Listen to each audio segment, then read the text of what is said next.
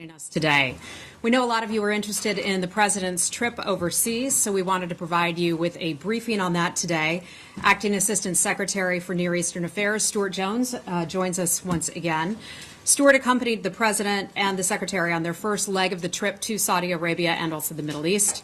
In Riyadh, the President was warmly welcomed by the Saudi King and leaders of the Gulf Cooperation Council, as well as more than 50 Muslim-majority nations.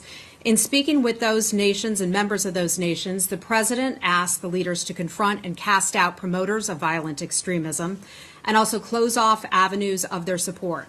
The President's messages were warmly received, and the assembled leaders expressed their gratitude to the United States for taking a leadership position once again and the promise of unyielding commitment to the fight against global terrorism.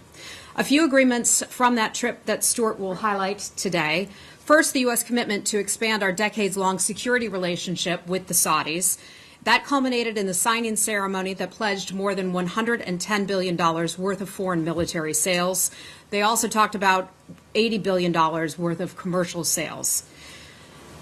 In addition to supporting the long-term security of Saudi Arabia and the Gulf, this will bolster the kingdom's ability to contribute to counterterrorism operations across the region, and that will reduce the already heavy burden on the United States. Next, the Global Center for Combating Extremist Ideology, Eti-Adal, as it is known in Arabic, has now been established in Riyadh. The program is now in its infancy, but it's important to note that that program is Saudi-led and Saudi-financed. The goal is to combat, expose, and refute extremist ideology in cooperation with other governments. That program will partner with the United States and other nations. When it's fully operational, it will host visiting experts from cooperating nations. And with that, I'll turn it over to Stu Jones, who can provide additional color on the trip with the President and the Secretary. Thank you, Heather. Good morning, everybody. How's everybody? Thank you. So it was my great honor to accompany the President on the first 4 days of his trip, first to Saudi Arabia and then to Israel and the West Bank. So in Saudi, I think there were three components to the visit. There was the bilateral component, there was the Gulf Cooperation Council, GCC component, and then there was the OIC component. Bilaterally, as Heather mentioned, the United States and Saudi Arabia affirmed a strategic partnership for the 21st century. And underneath this, we've agreed to establish a strategic joint consultative group, which will meet at least once a year. And this will bring together all the elements of the U.S.-Saudi bilateral relationship: security, commerce, and cultural engagement. Everything that we do with the Saudis, there's going to be a working group, and this will be under the joint consultative group. Also, as Heather said, $110 billion in defense deals and $80 billion in commercial agreements. The $110 billion includes $6 billion, for example, for Lockheed helicopters, Black Hawks. That's a done deal. That's fixed. Many of those deals are also represented in MOUs and letters of intent, which are more forward-looking and haven't been concretized but will be. Same thing with the $80 billion in commercial agreements. This includes $12 billion, for example, in GE power plants. But it also includes the $20 billion that the Saudis have committed to the Blackstone Group for investment in the United States in infrastructure. And that's intended to be a $40 billion fund aimed at investment in U.S. infrastructure. So that was the sort of the commercial component of the trip. As you know, the President inaugurated the Eti-Adal Center, which is the Global Center for Countering Extremist Ideology. And that center will monitor online extremism, do its analysis, it'll do counter messaging. So the United States is still working out exactly how we're going to participate in this. As Heather said, this is a Saudi project. They've invited our participation. We need the ball's in our court. We need to come back to the Saudis and say how we're going to participate in this and what we're going to contribute. But we certainly will benefit from the Saudi expertise in this area. Secondarily, there was the GCC component. You've all read a very strong communique coming out of that meeting. It was a strong statement against terrorism, including against counterterrorism, against terrorism, including against terror finance. And in that communique, it makes reference to, in addition to that communique, there is a multilateral MOU which establishes a center for countering terrorist finance. Now, at this point, that center is a virtual center, but it's envisaged that that will become a brick-and-mortar center as well.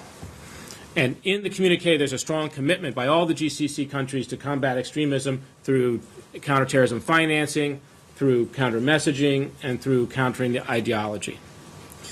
And very importantly, in that communique, the last provision, the last article in the communique, says that all the GCC leaders will reunite in Washington in a year to review how we're doing. And this is a particular initiative of the Secretary. The Secretary wanted to make sure that there would be follow-up in all the elements to these agreements. Also in the GCC summit document, there's a very strong statement expressing concern about Iranian malign interference in the region. It speaks specifically to Bahrain, to Yemen, Syria.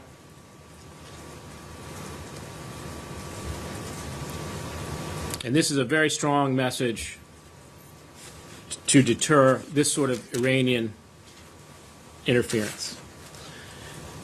Then, as you know, the last part of the day, on the second day of the summit on Sunday, the Saudis convened the Organization of Islamic States.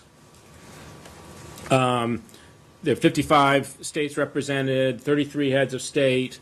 It was a tremendous event. You saw the president's remarks, very strong statement by King Salman, but also by the Prime Minister of Indonesia, by King Abdullah of Jordan. There was a tremendous spirit in the room, very positive statements against extremism. So this was the entire Islamic world coming together, the United States expressing our respect for Islam, and all these states coming together with the United States and jointly condemning extremism. So that was the Saudi portion. Then the next day we flew on to Tel Aviv. Of course, the president had bilateral meetings with Prime Minister Netanyahu and with President Abu Mazen, Mahmoud Abbas. Message there was a very clear message of support for Israel, support for Israel's security, and also eagerness to get going on the peace process.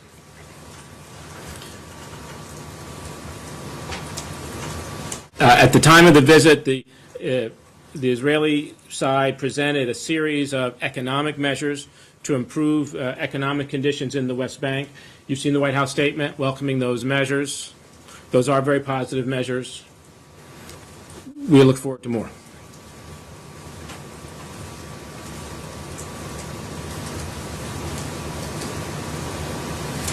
Any questions? Sorry, Heather's supposed to do this. So I'll just help facilitate. I'm still getting no worries. Yagana with Reuters. Hi, thanks so much. So regarding the Saudi portion of the trip, what would you say to critics who say that President Trump's speech basically served to give Saudi Arabia and other countries in the region a free pass on human rights abuses, a dynamic that a lot of people say actually contributes to growing extremism and that sort of repression actually leading to extremist ideologies taking hold and resulting in the attacks that we're seeing. And also there seemed to be not a ton of discussion of Saudi Arabia's role in spreading the Wahhabi or extremist visions of Islam. What would you say to those? And then I think we reported a few weeks ago that you plan to retire. If you wanted to give any comments on your impending retirement, why that is coming about, I believe it was pretty unexpected. So on the issue of Saudi and other human rights, I mean, the human rights continues to be part of our bilateral dialogue with Saudi and all the other countries in the region. But the fact that it wasn't featured in the speech doesn't mean that it's not part of the bilateral dialogue and that it's not part of what we're constantly talking about. And I think the fact that you can argue that by taking it out of the public debate and having those conversations directly and quietly will be more effective. So you're continuing to have those conversations directly and quietly? Absolutely. And then on your retirement? On my retirement, this was a personal decision that I made over a year ago when I was coming back from Baghdad, and I decided that I want to do other things after public service. So I've been delighted to serve the previous administration. I've been delighted to serve this administration during this period. This is just a personal decision. And I've tried to avoid any media attention to this matter because I didn't want this to be confused with anything else. Just on the Wahhabi question? We got to move on. Josh. Sure, thanks for doing this. Of the $110 billion in approved sales, can you say what portion of that represented new agreements that were struck since the president took office in January, as opposed to ones that were kind of already in the pipeline under the previous administration? And I have a follow-up on that. Yeah, fair question. I can't tell you because there were so many deals, and obviously some of them were in gestation well before the change in administration. Some of them have come into focus since the change in administrations, but we haven't racked and stacked those. Okay, and by approving, a lot of these sales to Saudi Arabia, is the U.S. Asserting that in the last, however many months, Saudi Arabia has taken some specific steps to address satisfactory U.S. concerns about, high numbers of civilian casualties in their effort in Yemen and other protections that we wanted to see them take prior to giving them those kinds of weaponry? So the reason why the United States is eager to go into these arrangements is because we want to partner with Saudi Arabia in the security realm to face the threats in the region, specifically from malign Iranian influence. As you know, the day of the summit, there was a ballistic missile shot into Saudi Arabia from Yemen presumably by the Houthi forces. So we want our security partner, the Saudis, to have what they need to secure their borders and to secure their region, and also to send a strong message that we will stand by our security partners. Now, we are constantly discussing quietly our understandings with the Saudis about how these are going to be used. We provide a lot of technical assistance about how these systems are going to be managed. Right before the visit, the Secretary authorized us to notify Congress on the sale of precision-guided munitions to the Saudis, which will help enable them to precisely target enemy targets in the conflict that they're now having with Yemen, which is But what you seem to be saying is, are there conditions? And I wouldn't say that. No, the question is, have the Saudis done anything to improve their targeting and lessen the chances of civilian casualties since we initially cut off those PGM and sales I would say over that's that a concern? continuing source of conversation between us, and we're constantly trying to improve that process. All right, Nadia? Thank you. I have two questions, actually. You referred to the GCC countries and the memo of understanding about drawing the funds for terrorism.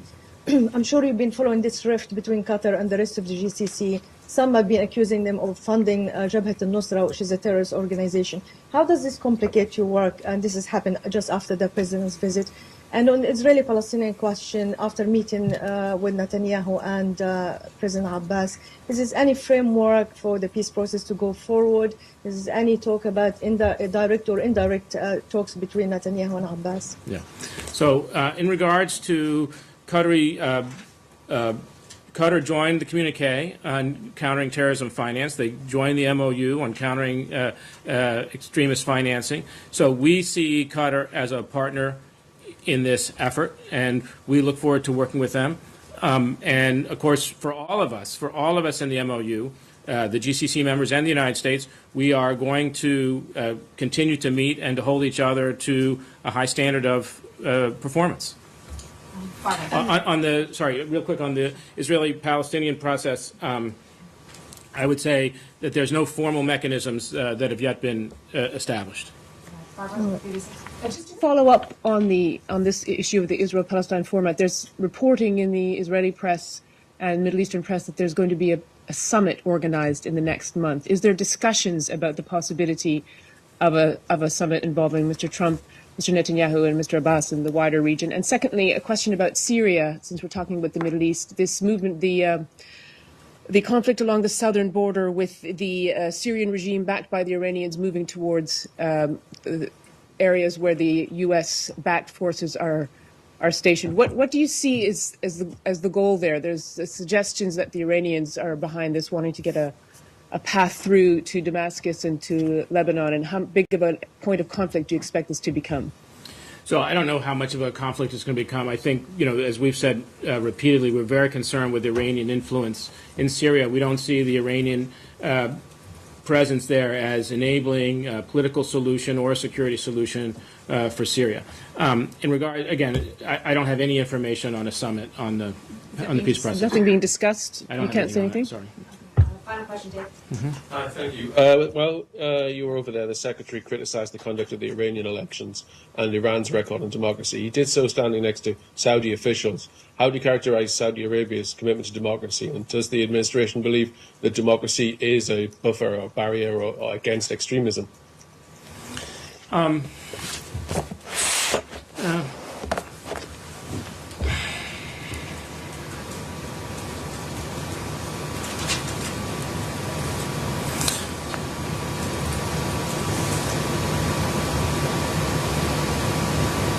think what we say is that at this meeting, we were able to make significant progress with Saudi and GCC partners in both making a strong statement against extremism and also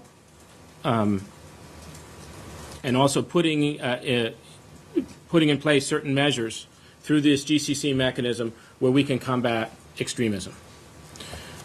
Clearly, one source of extremism, one terrorism threat is coming from Iran.